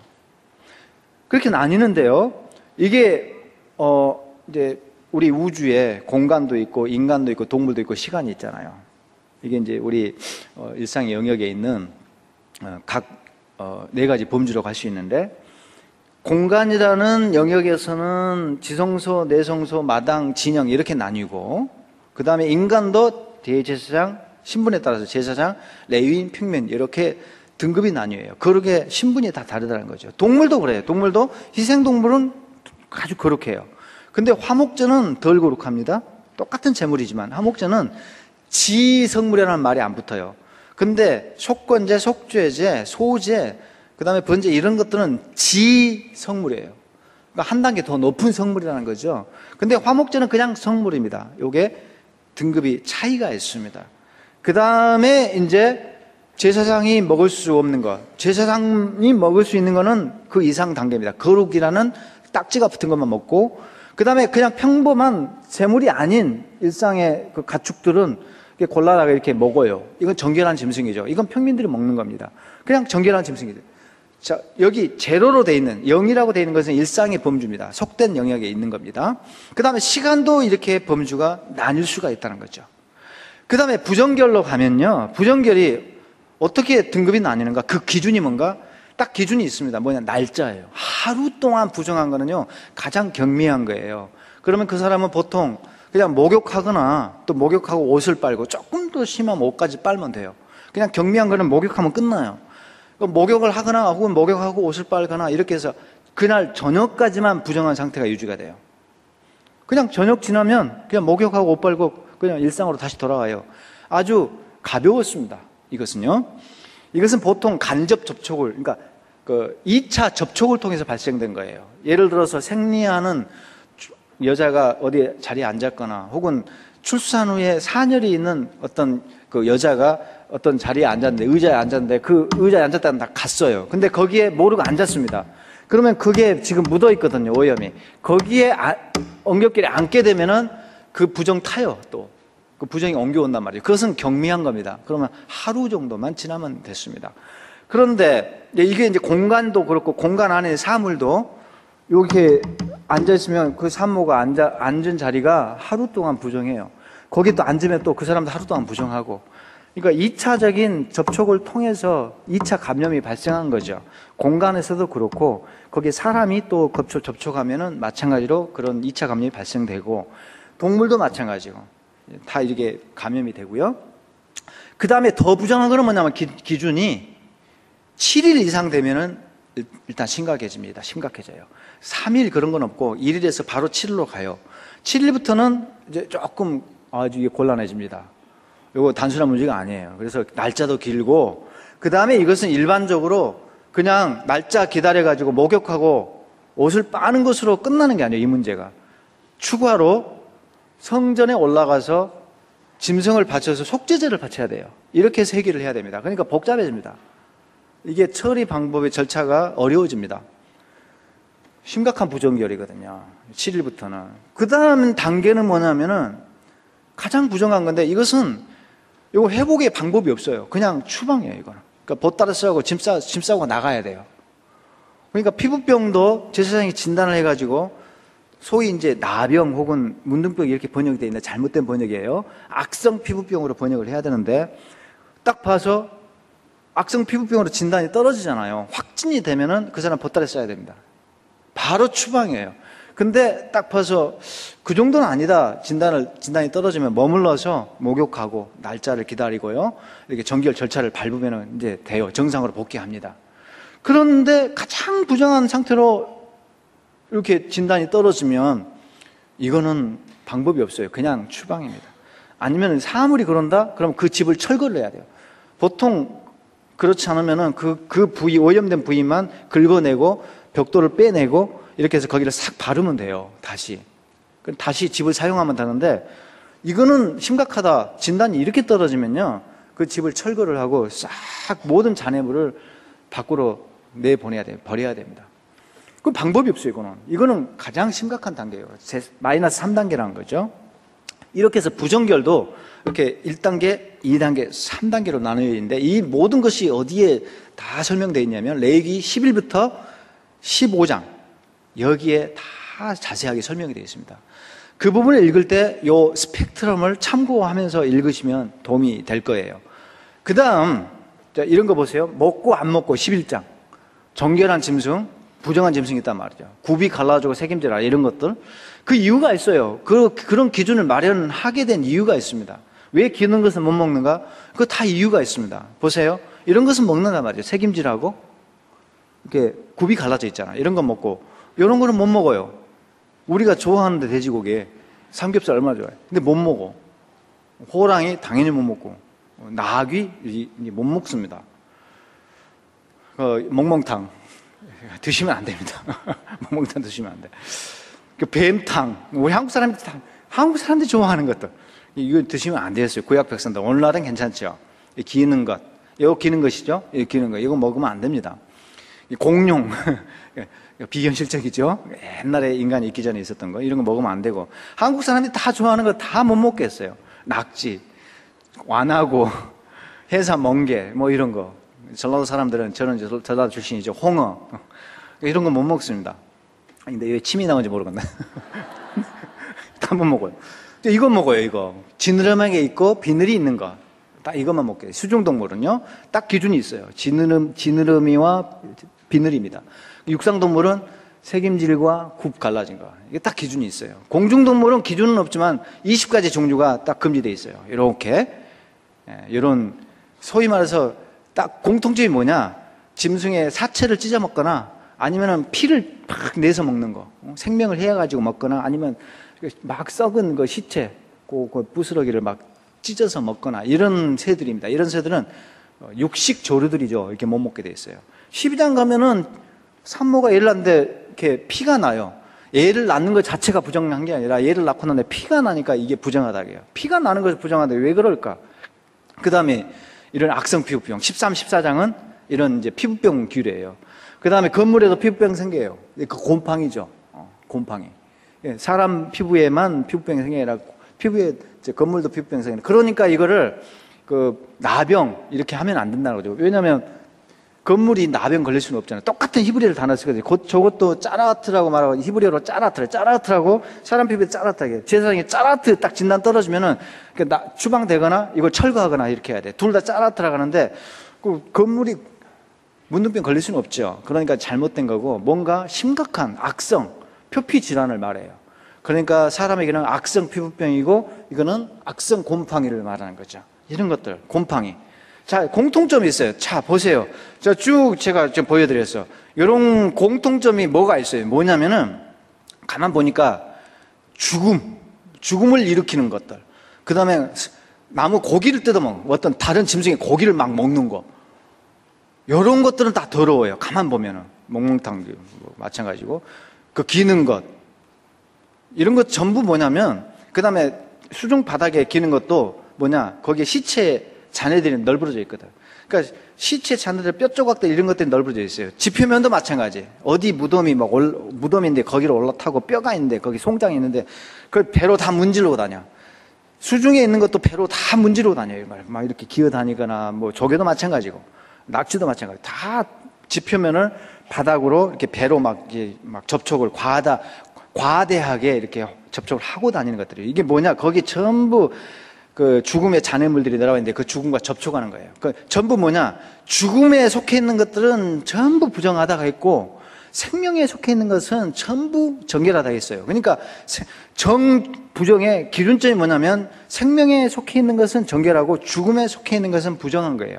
요 기준에 따라서 11장, 15장이 다 구분이 됩니다. 자, 보세요. 12장도 마찬가지.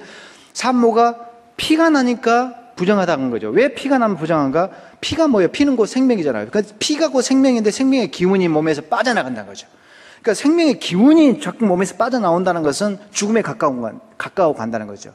그러니까 생명을 상징하는 피가 빠져나온 것 자체가 심각한 상태입니다. 그러니까 죽음에 점점 가까워지니까 그 산모 자체가 위험하다 해서 부정하다 이렇게 말하는 것이고, 요거 보세요. 마치 송장의 피부를 연상케 해요. 송장의 피부를 연상케 한단 말이죠. 살아있으나 죽은 자와 다름없는 그런 상태예요, 이게. 이거 보세요. 이건 뭔 무덤을 연상케 한단 말이죠. 다 이유가 있어요. 생명과 죽음이 기준점입니다. 결국 이런 이제 이유가 있고, 그 다음에 15장, 레기 15장이 유출되죠. 몸에서 액체가 빠져나는 것이죠. 이것도 마찬가지 이유입니다. 생명의 기운이 피도 되고 액체도 생명의 어떤 기운이라고 할 수 있는데, 이런 생명의 기운이 되는 피나 어떤 액체가 몸에서 자꾸 빠져나가는 것, 이런 것들을 부정하다, 부정한 상태라고. 결국은 죽음에 점점 가까운 것을 부정하다, 이렇게 이제 말했다고 볼 수가 있습니다. 11부터 15장은 그런 논리를 가지고 이해를 하면 됩니다. 그 다음에 이제 마지막으로 이제 결론만 이제 제가 내릴게요. 이제 결론입니다. 그러면 결국 거룩인데, 거룩이 이제 덮으십시오. 요 뒷부분에 제가 글을 2개 올려놨어요. 여러분에게 드렸습니다. 집에 가서 꼭 읽어보셔야 돼요. 아주 은혜로운 글입니다. 13페이지, 지금 10페이지부터 있어요. 아주 중요한 글인데, 결국 거룩인데, 결국은 뭐냐, 구약에서는 거룩이 부정하고 부딪히잖아요. 그러면은 구약의 논리는 부정결이 더 힘이 센 것처럼 나와요. 항상 거룩이 침해를 당해요. 이게 구약의 논리예요. 그러니까 거룩은 저기 딱 이렇게 금이 그어져가지고 제한되어 있어요. 그러니까 거기를 찾아가야 돼요. 다 완벽하게 준비하고 거룩을 향해 찾아가야 돼요. 하나님이 거기 머물러 계시거든요. 그럼 우리가 다 준비를 갖추고 조심스럽게 가야 돼요. 그리고 함부로 갔다가는 큰일 납니다. 요것도 지금 침해를 당하고 타격을 입고, 그 다음에 부정을 일으킨 이곳은 즉각 정리되고, 이런 관계가 형성되어 있습니다. 그러니까 거룩한 것이 부정에게 어떤 침해를 당하는 그런 그림으로 되어 있단 말이죠. 이게 구약의 어떤 그 거룩의 역동성입니다. 그러니까 수동적이에요. 구약에서는 거룩이 아주 능동적이진 않아요. 제한적이고 소극적이고 수동적입니다. 그런 방식으로 하나님은 거룩을 가르쳐 주셨어요. 거룩은 뭐냐? 다르다. 금이 그어졌다. 그리고 차별화되어 있다. 그리고 함부로 다룰 것이 아니다. 이게 구약에서 하나님께서 거룩을 가르쳐 주시는 방법이었어요. 그게 뭐 잘못된 것이 아니라는 거죠. 근데 신약에 와서는 하나님께서 더 거룩의 어떤 그 힘을 발산시키면서 역동적인 거룩으로 이제 바꾸십니다. 그러니까 예수님이 오셨잖아요. 이거 자체가 그 사건이에요. 찾아오셔요. 적극적으로 이제 찾아가시는 거룩으로 바뀝니다. 세상에 오셨고, 그분이 움직이셔요. 막 여기저기 휘젓고 다니세요. 막 예수님이 한 곳에 머물러서 막 사람 오라 하는 것이 아니고 막 백성들 찾아가셔요. 근데 찾아가시면서 뭘 하셨는가? 부정결과 접촉하면 안 되는데 예수님은 막 접촉을 하셔요. 문둥병자를 막 접촉해서 만져가지고 일으키시고, 죽은 송장이 들어가 있는 무덤에 막 들어가셔요. 그 송장까지 일으키시고, 병자를 다 고치시고, 죄인들과 친구가 되시고, 막 공격적으로 막 움직이시고 역동적으로 찾아가는 그런 거룩으로 바뀐다는 거예요. 거룩의 패러다임이 바뀌어요. 이게 우리에게 주는 의미가 너무나 크다는 거죠. 우리는 그 신약의 시대를 살고 있습니다. 그 찾아가는 거룩이고, 그리고 감염시키는 거룩입니다. 그러니까 구약에서는 거룩과 부정결이 맞닥뜨리면 거룩이 이게 침해를 당하는 그런 개념이었는데 오염이 돼요, 거룩이. 근데 신약에 와서 패러다임이 바뀌어가지고 예수님이 어떻게 이걸 역전시켜 놓으셨냐면은, 오셔가지고 거룩과 부정결이 맞닥뜨리면은 거룩이 변화해요. 아니, 부정결이 변해요. 거룩이 침해를 당하는 게 아니라 거룩의 강력한 힘에 의해서 부정결이 바뀌어요. 그러니까 부정결이 거룩하게 돼버립니다. 이게 놀라운 사건이에요. 그러니까 바리새인들과 대제사장들은 구약의 패러다임 속에 있었기 때문에 문둥병자가 접촉하는 거 보고 쇼크를 받죠. 충격을 받아요. 이게 말도 안 되는 거죠. 근데 예수님은 막 가서 만져버리거든요. 손을 잡거든요. 혈우병 환자 여인이 와갖고 옷자락을 붙잡아요. 말도 안 돼요. 이것은 구약에서는 있을 수가 없어요. 본인도 접근을 할 수가 없어요. 그러니까 그 여인은 구약의 패러다임 속에 갇혀 있었기 때문에 예수님을 몰래 찾아간 거예요. 그 여인이 몰래 막 대놓고 접촉을 할 수가 없으니까. 근데 예수님은 그 접촉을 허용하시고 자신의 능력을 이렇게 나누어 주시고 역사가 일어나잖아요. 병이 고쳐지고 회복되고 오히려 그 부정결한 상태에서 거룩한 상태로 다시 돌아오는 그런 거룩의 역사가 일어났습니다. 그게 이제 신약의 거룩의 패러다임인데요. 그 신약의 시대를 우리가 살고 있다는 거죠. 교회가 그런 공동체고 예수님은 지금도 그런 거룩의 역사를 지금도 일으키고 계십니다. 아멘. 교회를 통해서 일으키고 계십니다. 아멘. 그 거룩의 사명이 우리에게 위탁되어 있다는 거죠. 여러분들에게 지금 주어져 있다는 거죠. 그렇게 해서 여러분들이 거룩에 감염되었고 예수님 찾아오셔가지고 그렇게 거룩을 감염된 사람들도 똑같은 능력을 부여받았습니다. 여러분들에게도 그러니까 세상을 거룩으로 감염시킬 수 있는 능력이 주어져 있다는 거죠. 왜? 예수님께서 나와 함께 계시기 때문에 우리가 그걸 믿으셔야 됩니다. 아멘. 세상을 거룩으로 감염시킬 수 있는 능력이 우리에게 있습니다. 교회에게 주어졌고 우리 신자들에게 주어졌다는 것입니다. 그 확신 속에서 우리가 살아야 돼요. 그래서 세상을 거룩으로 감염시켜야 돼요. 그게 교회의 사명이에요. 우리 신자의 지금 오늘 우리가 이 시대, 이 더럽고 악한 시대를 사는 우리 신자의 의무고 또 본질의 사명이라는 것입니다. 이 너무나 거룩한 사명이 우리에게 지금 현재 주어져 있다는 것을 우리가 알 수가 있습니다. 이게 지금 레위기의 거룩의 메시지하고 신약의 거룩의 메시지에 차이가 있다면 이런 본질적인 큰 차이가 있습니다. 우리에게는 그 거룩의 능력이 주어져 있습니다. 이미 우리는 거룩한 존재고요. 아멘. 세상을 거룩으로 감염시킬 수 있는 그런 여러분이 되시기를 주의 이름으로 축원드립니다.